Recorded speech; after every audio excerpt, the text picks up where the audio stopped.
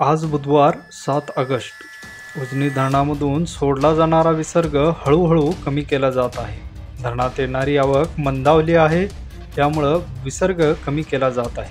सध्या किती क्युसेकने आवक येत आहे, तसेच किती विसर्ग सुरू आहे हे आपण या व्हिडिओच्या माध्यमातून पाहूयात. उजनी धरणाचे सकाळी 6 वाजेचे अपडेट आलेले आहेत. त्या अपडेटनुसार उजनी धरणामध्ये 25,537 क्युसेकने पाणी जमा होत आहे.